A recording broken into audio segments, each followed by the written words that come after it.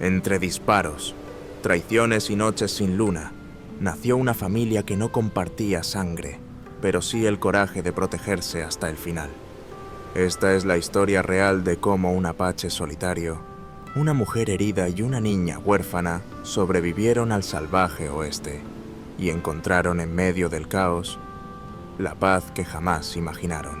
Si alguna vez creíste que la familia se elige, esta historia es para ti.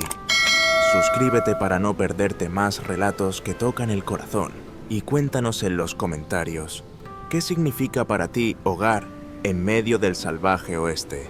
Y ahora, viajemos juntos al principio, a ese día en el que el viento del desierto trajo consigo el eco de una pregunta que lo cambiaría todo para Nantán.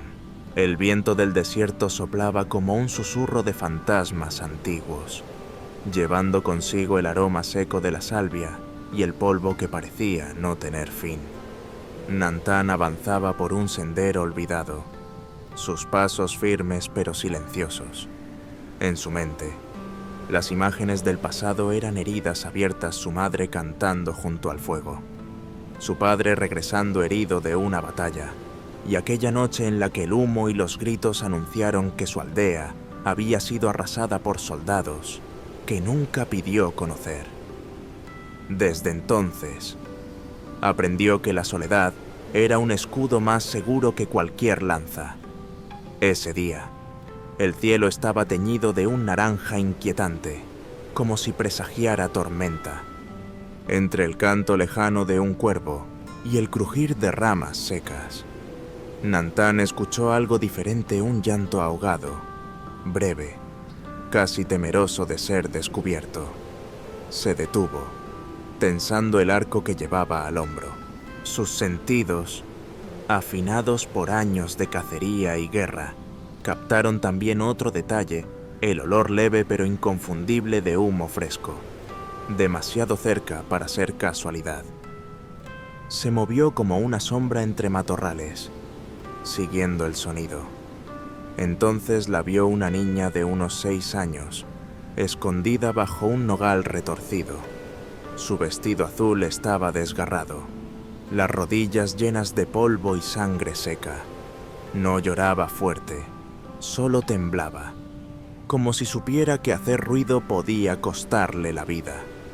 «¿Dónde está tu madre?», preguntó Nantán en un castellano marcado por su lengua natal, cuidando que su voz no rebotara demasiado en el silencio. La niña levantó la mirada. Sus ojos grandes y oscuros tenían algo que él conocía bien, el miedo de quien ya ha visto demasiado para su edad. «Se la llevaron», susurró, «y dijeron que volverían por mí».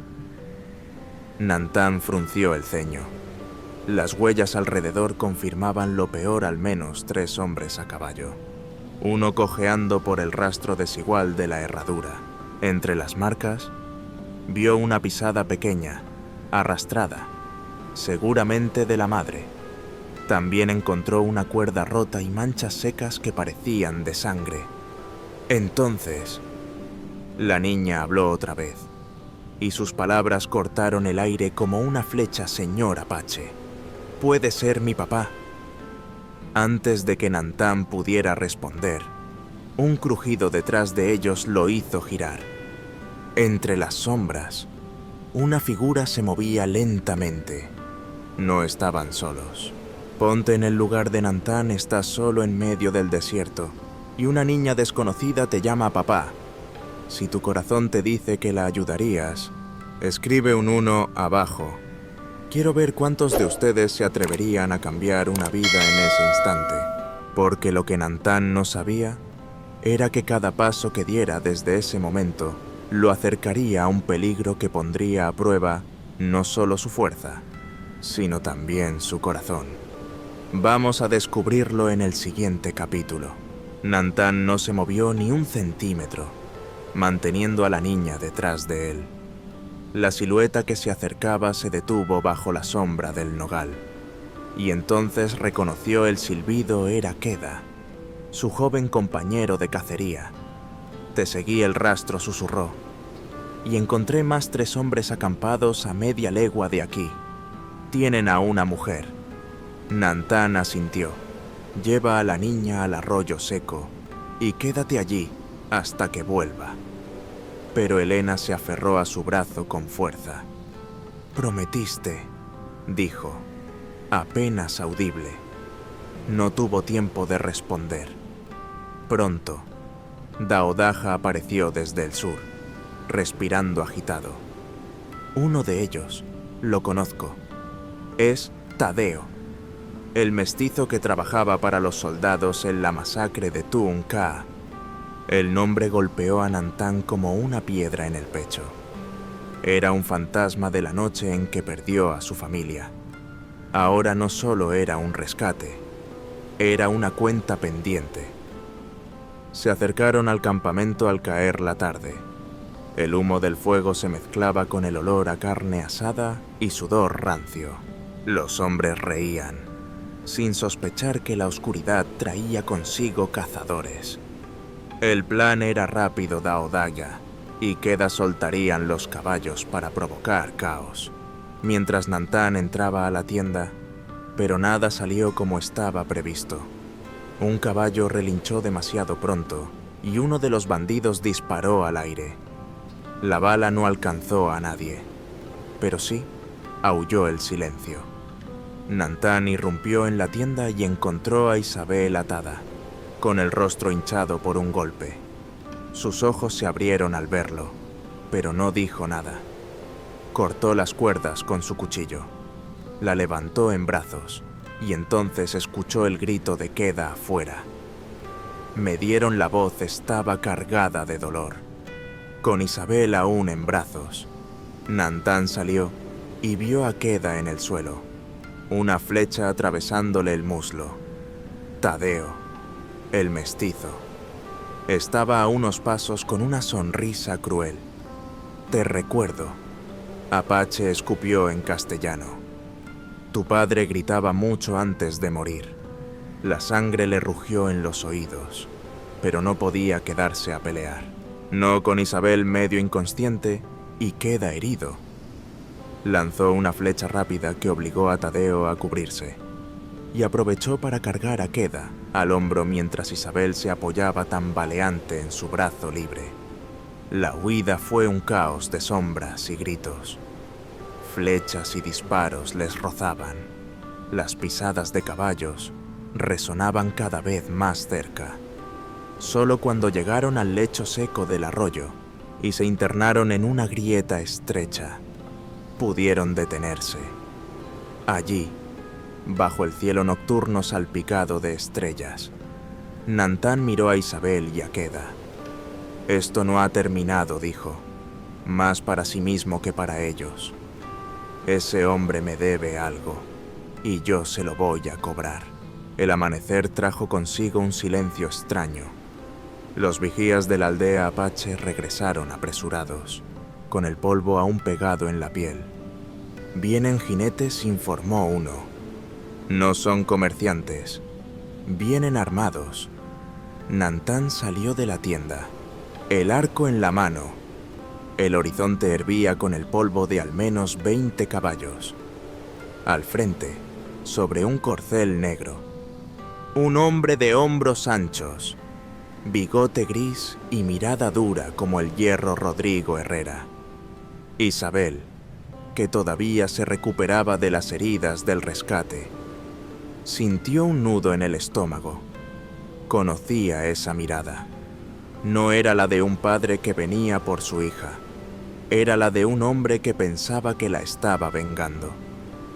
Los jinetes se detuvieron formando un semicírculo. El sonido metálico de las armas preparándose llenó el aire. Herrera desmontó, su bota golpeando fuerte la tierra. Apaches rugió. Tengo información de que uno de ustedes secuestró a mi hija y a mi nieta. Vengo a llevármelas y a hacer justicia. Los hombres de la aldea tensaron los arcos. La tensión era tan densa que hasta el viento parecía inmóvil. Nantán avanzó un paso, sin bajar el arma. Las rescaté de bandidos, dijo con voz grave. Estaban heridas y hambrientas. Herrera lo midió de arriba abajo, sus ojos oscuros cargados de desconfianza. Era un hombre que había vivido demasiadas pérdidas. Su esposa había muerto por fiebre cuando Isabel era adolescente. Y desde entonces su orgullo se volvió muralla contra el dolor. Para él, cualquiera fuera de su sangre era una amenaza. Las rescataste, y luego te las quedaste, replicó, y su mano descansó peligrosamente cerca de la culata de su pistola. Isabel no soportó más. Salió tambaleando de la tienda, con Elena detrás, y se plantó entre los dos hombres. «Basta», gritó. «Papá, ese hombre nos salvó. Si no fuera por él, ni Elena ni yo estaríamos vivas». Herrera miró a su hija, luego a la niña que se aferraba a la mano de Nantán. «Elena, sin miedo», dijo con voz clara. «Le pedí que fuera mi papá». El silencio que siguió fue como un filo invisible. Los dedos de Herrera apretaron la culata de su pistola y luego la soltaron. Dio un paso atrás, como si esas palabras hubieran roto algo dentro de él. «Bajen las armas», ordenó a sus hombres, sin apartar la vista de Nantán. Pero esto no ha terminado. Mientras los jinetes se retiraban, Herrera lanzó una última mirada. No era de reconciliación, pero tampoco de puro odio. Era la mirada de un hombre que empezaba a preguntarse si había juzgado demasiado rápido y si estaba perdiendo algo más que a su hija. Los días en la aldea pasaban marcados por el sol y el trabajo. Isabel, aunque agradecida por la hospitalidad, sentía las miradas largas de algunas mujeres. No eran abiertas enemigas, pero susurros en lengua apache, que aún no entendía del todo, le dejaban claro que no todos aceptaban que una extranjera viviera entre ellos. Quilla, anciana respetada, fue la primera a entenderle una mano verdadera. Le enseñó a moler maíz en el metate y a preparar infusiones con hojas de tsé, milenrama, para curar fiebres. En esta tierra, todos somos extranjeros hasta que demostramos que podemos cuidar de los demás, le dijo un día, mientras ambas trabajaban junto al fuego. Elena se adaptaba más rápido que su madre. Seguía a Nantán como sombra al manantial, a revisar trampas de conejos, a recolectar plantas. Hacía preguntas sin descanso, y él respondía con paciencia, enseñándole palabras en apache siei yo soy, doy shima mi madre. Una tarde, mientras el cielo ardía en tonos púrpura, Nantán encontró a Isabel sola junto al arroyo. Estaba intentando tejer una cesta, pero el junco se le rompía una y otra vez. El truco está en sentir la fibra, no forzarla, dijo él, sentándose a su lado. Sus manos grandes y curtidas guiaron las de ella, y por un momento el mundo quedó reducido al roce de sus dedos y al murmullo del agua. «No estoy acostumbrada a que me enseñen con tanta paciencia», confesó Isabel, con una sonrisa breve. «No estoy acostumbrado a querer enseñar», respondió él. Pero la paz era frágil. Esa noche, en el consejo, un joven guerrero llamado Toba alzó la voz. ¿Por qué arriesgar recursos por gente que no es de nuestra sangre? Si los enemigos vuelven, nos traerán la guerra hasta la puerta. Nantán se levantó. Si la sangre fuera lo único que importara, yo habría muerto solo hace años. Esta niña, señaló a Elena, me llamó padre, antes de que le diera un pedazo de pan. Eso no cuenta. El silencio que siguió no fue de aprobación, pero sí de respeto. Isabel lo miró, comprendiendo que su defensa no era solo por ellas, sino contra las mismas sombras que él cargaba desde su juventud. Aquella noche, mientras las estrellas cubrían el cielo como polvo de plata, Isabel sintió algo nuevo, no solo gratitud, sino un calor en el pecho que no se apagaba con la distancia. El calor del verano apretaba, y el aire seco traía polvo a cada rincón de la aldea. Un mercader navajo llegó con noticias que helaron la sangre en las cantinas de Santa Fe. Se hablaba de una recompensa generosa para quien entregara a la mujer blanca y la niña mestiza, vivas o muertas. No era una orden oficial, pero bastaba para que bandidos y cazadores de recompensas olieran sangre. El consejo se reunió de inmediato. Algunos ancianos pedían que Isabel y Elena se marcharan para evitar el peligro. Otros insistían en que eso sería condenarlas. Toba, el joven guerrero que ya había mostrado recelo, habló con voz dura. La recompensa tentará a cualquiera, incluso dentro de estas paredes. Y tenía razón. Esa misma noche, Nantán descubrió a un adolescente de la aldea merodeando cerca de la tienda de Isabel, con una bolsa de cuero y un caballo ensillado. Al interrogarlo, el chico confesó entre lágrimas: «Mi hermano está enfermo. Con ese dinero podría pagar un curandero de la ciudad».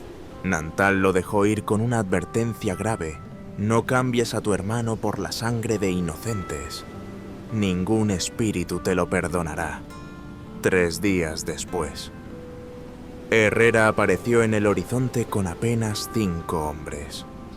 Esta vez, no traía la expresión de guerra de la última visita, pero sí un peso en la mirada. Cuando se reunieron en el centro de la aldea, habló sin rodeos. «He oído del precio que han puesto por ellas, y también que hay quienes dentro de tu gente lo consideran». Isabel lo miró fijamente. «¿Y viniste a llevárnoslas de nuevo?». Herrera guardó silencio unos segundos. El orgullo le quemaba en la lengua, pero también recordaba la noche en que su esposa murió, y cómo había prometido proteger a su hija, pase lo que pase. No dijo al fin: «Vine a asegurarme de que ningún hombre, apache o mestizo, toque a mi sangre». Elena corrió a abrazarlo. Nantán y Herrera se miraron, y por primera vez no había puro acero en sus ojos, sino un entendimiento incómodo. Podían no confiarse del todo, pero compartían un mismo enemigo. Herrera extendió la mano. Nantán la tomó. «Si alguien viene por ellas», dijo Herrera, «lucharé a tu lado». Ese día, bajo el sol despiadado del verano, se forjó un pacto extraño, un apache y un hacendado mexicano, unidos no por amistad, sino por la decisión inquebrantable de proteger a las mismas 2 personas.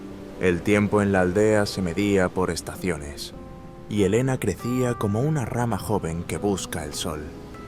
Ya no era la niña asustada del nogal, ahora montaba a caballo con seguridad. Sabía rastrear huellas en la arena y distinguir entre la tsudi, planta venenosa, y la daj, medicinal. Isabel también había cambiado. Su lugar en el Consejo de Mujeres no fue fácil de ganar, pero la paciencia, el trabajo duro y la ayuda de Kila la hicieron respetada. Enseñaba a las niñas a leer y escribir en español, algo nuevo en la comunidad. Nantán observaba con un orgullo silencioso cómo ambas encontraban su sitio. Pero la paz siempre atrae a quienes quieren romperla.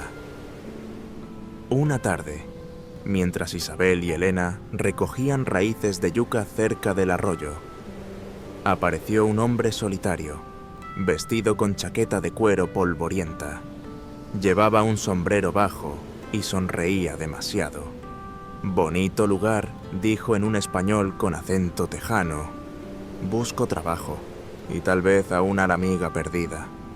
Isabel sintió un escalofrío. Reconoció el colgante de plata que colgaba de su cuello, la misma marca que usaban algunos cazadores de recompensas en Santa Fe.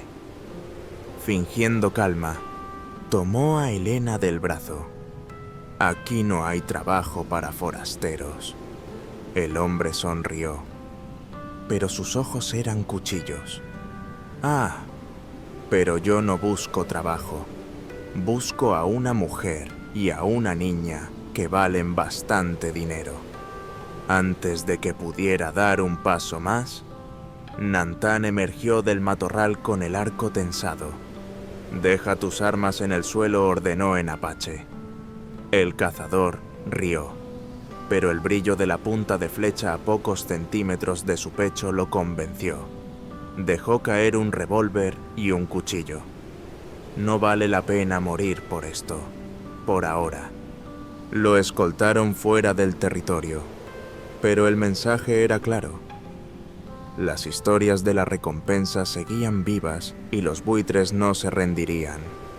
Esa noche, mientras Isabel preparaba infusiones y Elena practicaba con el arco, Nantán habló en voz baja. «No basta con enseñarles a vivir aquí, hay que enseñarles a defenderse». Herrera, que había venido en una visita breve, estuvo de acuerdo. La próxima vez que uno de esos bastardos aparezca, dijo: «No lo dejaremos ir tan fácil». Elena, escuchando desde la puerta, apretó el arco en sus manos. Ya no era solo una niña protegida. Era parte de la guardia silenciosa de su propia familia. El verano se alargaba más de lo debido. Las nubes pasaban rápidas, pero no dejaban lluvia, y el río se había convertido en una cinta de barro agrietado. Los viejos del consejo decían que no recordaban una sequía tan cruel en más de 20 inviernos. En medio de esa tierra reseca, Isabel sintió los primeros movimientos en su vientre. Habían pasado meses desde que le contó a Nantán que esperaba un hijo, y aunque la alegría era real, el miedo también se colaba como viento frío. Un bebé en tiempos de escasez significaba más bocas que alimentar, más vidas que proteger. Elena estaba eufórica. Pasaba horas preparando una manta tejida con lana que Herrera había traído en su última visita. «Cuando nazca, le voy a enseñar a montar», decía. «Pero no antes de que sepa disparar una flecha». Un atardecer, mientras Nantán revisaba las trampas de caza, llegó un mensajero jadeando. Vi humo en el paso del sur.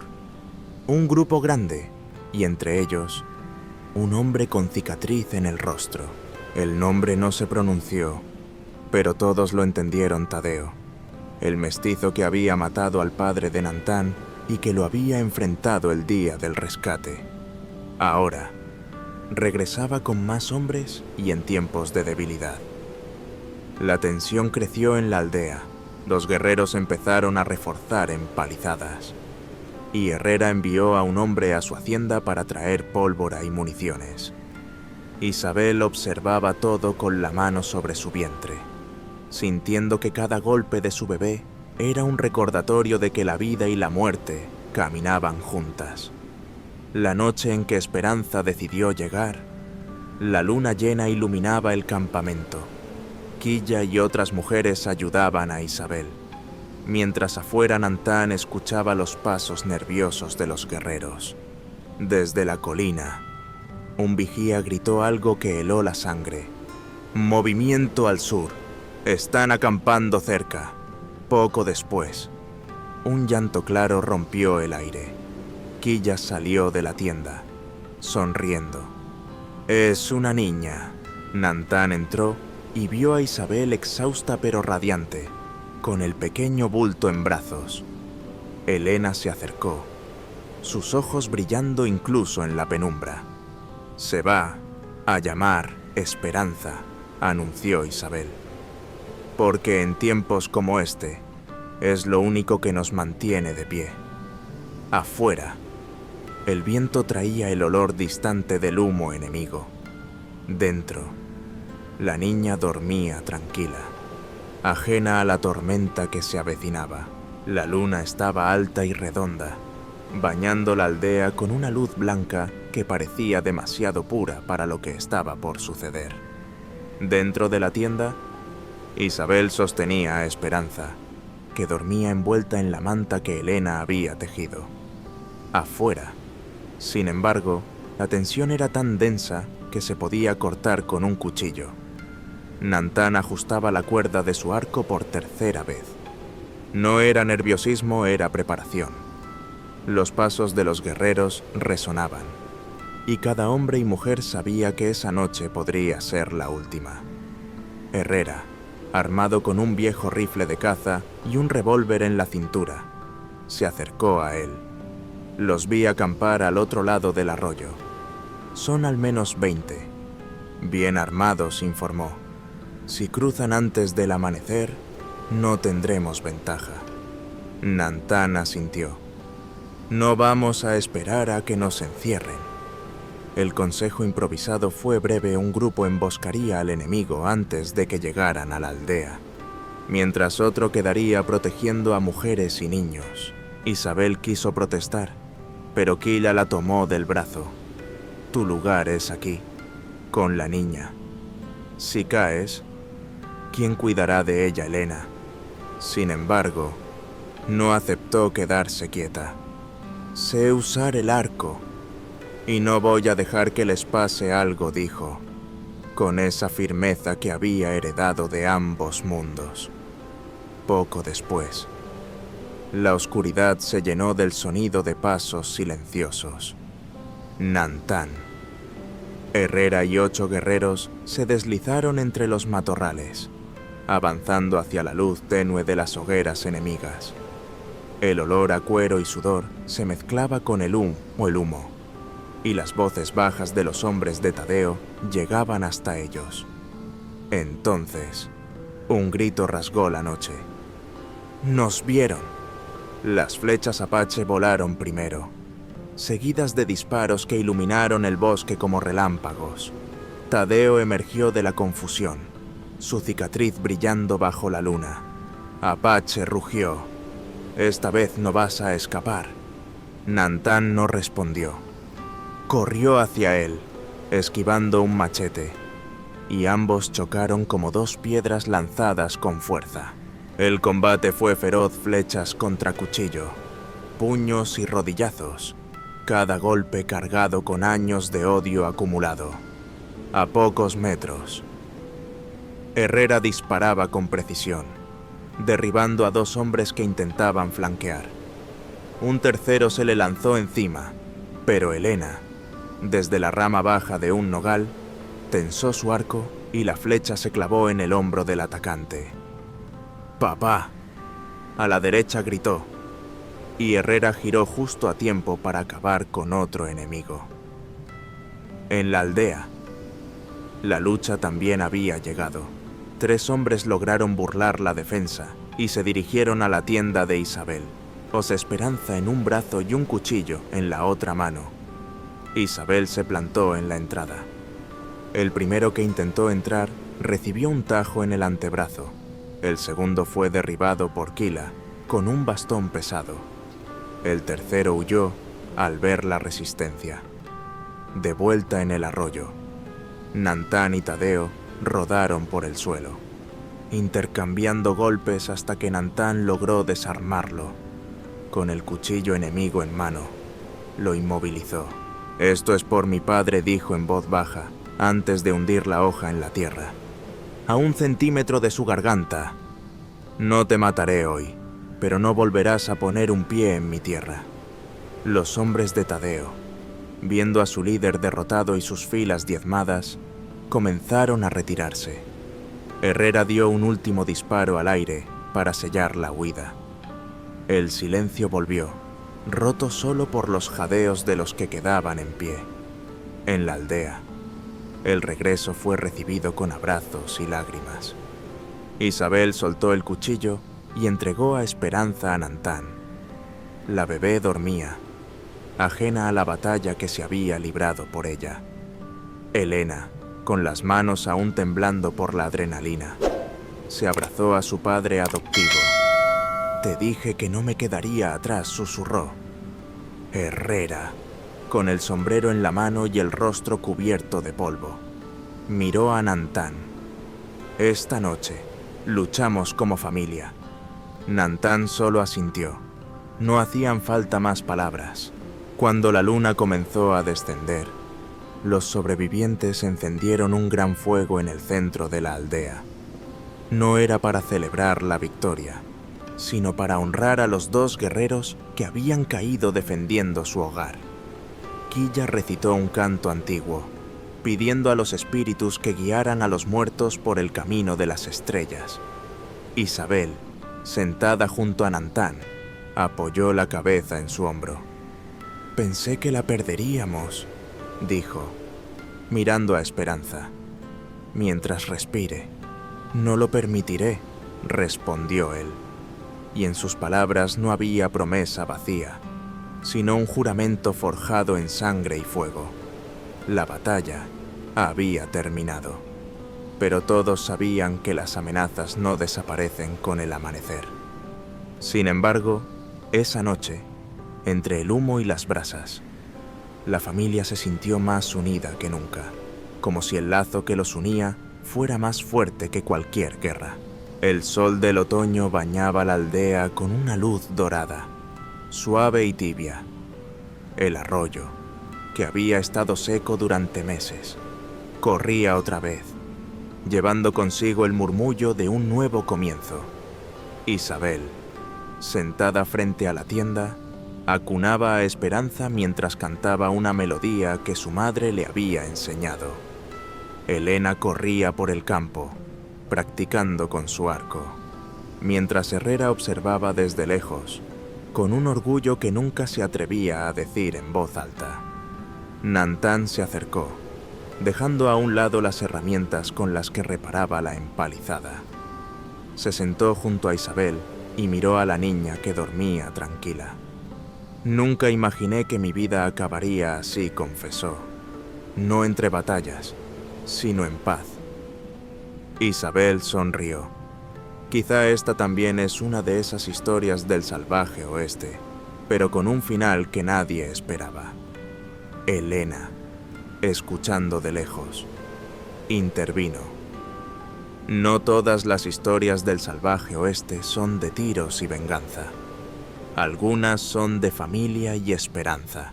Herrera, acercándose, añadió con voz grave, «y esta es una de ellas». Esa noche, alrededor del fuego, compartieron pan, risas y silencio cómodo. No hacía falta más. Sabían que habían sobrevivido a la peor tormenta y que, mientras se mantuvieran unidos, ningún enemigo podría destruirlos.